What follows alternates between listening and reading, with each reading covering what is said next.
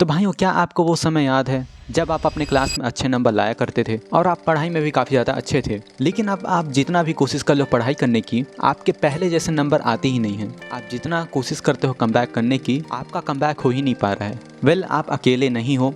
आज हम कुछ ऐसे स्टार्स के बारे में बात करेंगे जो भी इसी सेम चीज़ से गुजरे हैं।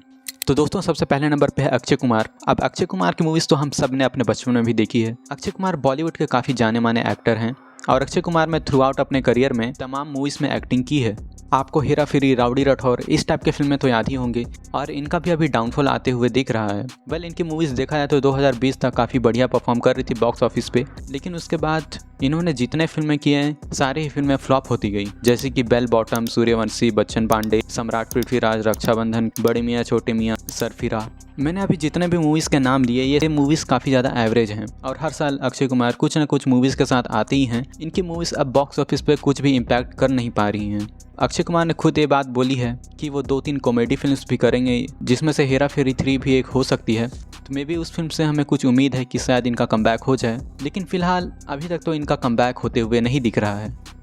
दूसरे नंबर पर है दोस्तों सुनील शेट्टी। ये एक 90s के हिट एक्टर हैं। इन्होंने बॉर्डर, हेरा फेरी जैसी फिल्म में काफ़ी बढ़िया परफॉर्मेंस दी है। वेल, इनके साथ हुआ क्या कि हेरा फेरी के बाद धीरे धीरे 2010 तक ये इंडस्ट्री से गायब होना चालू हो गए। कुछ फिल्में कर रहे थे लेकिन वो फिल्में ज़्यादा चली नहीं। उसके बाद क्या हुआ कि 2010 के बाद इन्होंने रीजनल सिनेमा में भी कुछ हाथ आजमाया और OTT वगैरह में भी ये फिल्म करते ही रहते हैं। कुछ खास वेब सीरीज़ भी इन्होंने की है, लेकिन देखा जाए तो वो भी कुछ खास इम्पैक्ट कर नहीं पाई। इनका कमबैक होते हुए तो अब कहीं से भी पॉसिबल नहीं लग रहा है और ये बात तो शायद तय है कि हेरा फेरी 3 में ये दिखाई देंगे। सो लेट्स सी क्या होता है। तीसरे नंबर पे है दोस्तों विवेक ओबेरॉय, जो कि इनकी पहली फिल्म से ही ये काफ़ी ज़्यादा हिट हो गए थे। एक कंपनी नाम की फिल्म थी जिसे राम गोपाल वर्मा ने डायरेक्ट किया था और इसके बाद इन्होंने सेकंड हेल्प फिल्म दी साथिया। और इसके बाद क्या हुआ कि खबरें आने लगी कि इनकी और सलमान खान के बीच लड़ाई हो गई है ओवर ऐश्वर्या राय। इनको फिल्में मिलना काफ़ी कम हो गई और ये धीरे धीरे इंडस्ट्री से गायब हो गए। सर, हर चीज़ की एक्सपायरी डेट होती है सर। वेल, इन्होंने कुछ साल पहले और बीच बीच में कुछ खास मूवीज़ करते रहते हैं, जैसे कि एक फिल्म थी नरेंद्र मोदी नाम से, लेकिन वो भी कुछ खास चल नहीं पाई। और उसके बाद ये रीजनल सिनेमा और OTT पे अपना हाथ पैर आजमाते रहते हैं, लेकिन कहीं ना कहीं रीजनल सिनेमा और OTT के माध्यम से मुझे नहीं लगता ये अपना कमबैक कर पाएंगे। तीसरे नंबर पे है दोस्तों आयरन मैन का कैरेक्टर। वेल, हम बॉलीवुड से डायरेक्ट हॉलीवुड में जंप कर गए। वेल, मैं ये नहीं बोल रहा कि रॉबर्ट डाउनी जूनियर जो हैं वो अपने करियर के डाउनफॉल पे आ गए हैं, बल्कि मैं बात कर रहा हूँ आयरन मैन कैरेक्टर की। वेल, हुआ क्या कि 2018 में जब एंड गेम आई थी तो उसमें हुआ ये कि आयरन मैन की आखिरी में डेथ हो गई। हुआ क्या कि उन्होंने स्नैप करके दुनिया को बचाया बट खुद राख हो गए। और देखा जाए तो एवेंजर्स एंड गेम मूवी के बाद मार्वल ने भी कई सारे फ्लॉप और मीडियोकर मूवीज़ दिए, बहुत ही ज़्यादा, जिसमें से केवल लोकी सीरीज़ और 1-2 मूवीज़ ही बढ़िया थी। बाकी सब देखा जाए तो काफ़ी ज़्यादा बोरिंग और मीडियोकर कंटेंट ही आ रहा था मार्वल के साइड से। उन्होंने ये अनाउंस कर दिया है कि डॉक्टर डूम का जो कैरेक्टर है उसे अब RDJ प्ले करेंगे।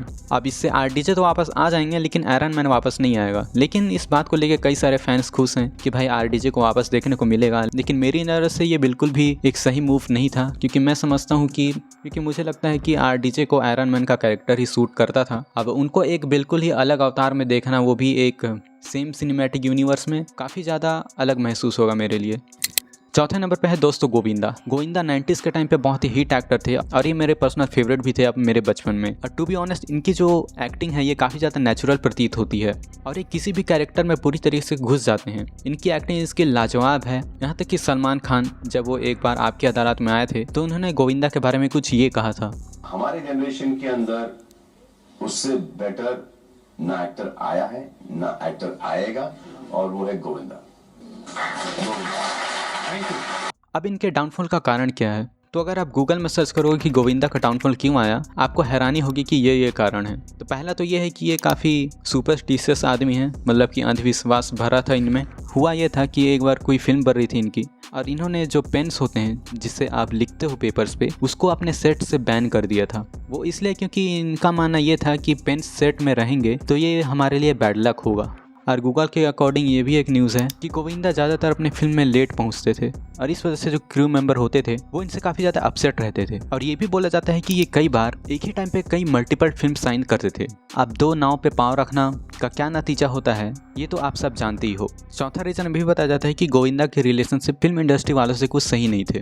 वेल अभी जो मैंने आपको रीजन बताए यही कुछ रीजन होंगे कि इनकी फिल्म इंडस्ट्री में क्यों अच्छे रिलेशन नहीं थे। गोविंदा की लास्ट हिट फिल्म थी पार्टनर, जो कि 2007 में आई थी सलमान खान के साथ। उसके बाद इन्होंने मनी है तो हनी है एक फिल्म बनाया था 2008 में। उसके बाद डू नॉट डिस्टर्ब, बट ये फिल्म में कुछ खास परफॉर्म नहीं कर पाई। इन्होंने हॉलीडे, किल दिल इन सब फिल्मों से अपना कमबैक करने की कोशिश तो की, लेकिन इनसे कमबैक हो नहीं पाया। एक न्यूज़ की माने तो इन्हें अवतार फिल्म में एक्टिंग करने का भी ऑफर आया, लेकिन उनको इन्होंने मना कर दिया ये बोलते हुए 410 दिन तुम चाह रहे हो कि मैं आयुर्वेद, पतंजलि का चिकित्सा और क्या क्या करता रहता हूँ, और तुम ये कहा मुझे कलर करोगे पूरी बॉडी में मेरे। मैं कहा मुझसे नहीं होगा, सॉरी। तो मैं क्षमा प्रार्थना की थी, परंतु मैं कह दिया था कि ये पिक्चर तुम्हारी सुपर हिट होने वाली है। और इनके डाउनफॉल का और एक रीज़न है, वो है कि ये 2004 से 2009 में पॉलिटिक्स में काफ़ी ज़्यादा इन्वॉल्व हो गए थे। तो दोस्तों 5वें नंबर पे है हनी सिंह। तो इनके गाने हम सब ने चाइल्डहुड में सुना ही होगा, brown run, Sunny Sunny, lungi dance, love dose. उस टाइम पे हनी सिंह का एक क्रेज काफ़ी अलग लेवल पे हुआ करता था। उस टाइम पे हाई स्कूल में पढ़ने वाले जितने लौंडे थे सब हनी सिंह के हेयर कट के फ़ैन हुआ करते थे। लेकिन कुछ समय बाद इनको एक बाइपोलर डिसऑर्डर हुआ। तो बाइपोलर डिसऑर्डर आखिर होता यह है कि इसमें इंसान को डिप्रेशन हो जाती है और उसके काफ़ी तेज़ी से मूड स्विंग होते हैं। उसके बाद ये काफ़ी अल्कोहल वगैरह में भी घुस चुके थे, जिसकी वजह से ये गाने नहीं बना पा रहे थे। उसके बाद इन्होंने कई सारे सॉन्ग्स निकाले अपने कमबैक करने के लिए, जैसे कि दिल चोरी 2017 में आई थी, छोटे छोटे पैग, उर्वशी, गुरनाल इश्क मिठा, लोका, केयर नहीं करदा। ये जो सॉन्ग थे वो काफ़ी ठीक ठाक थे उस दौरान। उसके बाद इन्होंने 2021 में और गाने निकाले, जैसे कि सैया जी, डिज़ाइनर 2022 में आई थी ये सॉन्ग, और टुगेदर फॉरएवर, जो कि टू बी ऑनेस्ट मीडियोकर ही थी और लोगों के दिल में वो पहले जैसा इम्पैक्ट नहीं कर पाई इनकी म्यूज़िक। उसके बाद हुआ क्या कि इन्होंने काफ़ी ज़्यादा पॉडकास्ट किए और कई जगह ये ऐलान कर दिया कि अब तो मैं कमबैक करके रहूँगा, और इन्होंने काफ़ी सीरियस होकर अपने कमबैक को चेस किया। इन्होंने हाल ही में एक म्यूज़िक किया था मिलियनेयर नाम से, जो कि रील में तो पॉपुलर हुआ, लेकिन आप और मैं दोनों जानते हैं कि रील में जो गाना चलती है वो ट्रेंड में तो आ जाती है, लेकिन उसके बाद उस गाने को कोई याद नहीं करता। और आपने ये चीज़ नोटिस किया होगा कि जो भी सॉन्ग ज़्यादातर रील्स में ट्रेंड पे होते हैं आप उन्हें ज़्यादातर यूट्यूब में जाकर बहुत ही कम सुनते हो, क्योंकि रील में जो भी सॉन्ग पॉपुलर होते हैं वो पूरे सॉन्ग पॉपुलर नहीं होते। सॉन्ग का कोई हुक वाला पार्ट होगा जो कि रील में चल जाता है। अब हनी सिंह का कमबैक क्यों नहीं हो पाया, इसके कुछ और भी रीजंस हैं, जिसे रोहन करियप्पा नाम के इस यूट्यूबर ने काफ़ी अच्छे से एक्सप्लेन किया है। तो यही था दोस्तों आज का वीडियो। तो सेलिब्रिटीज़ के डाउनफॉल और कमबैक तो चलते रहेंगे। तुम अपने जीवन में कमबैक मारो, क्योंकि मैं नहीं चाहता कि अगला वीडियो मैं आप पे बनाऊं। सो आज के लिए बस इतना ही। मैं मिलूंगा किसी नए वीडियो में, तब तक के लिए गुड बाय।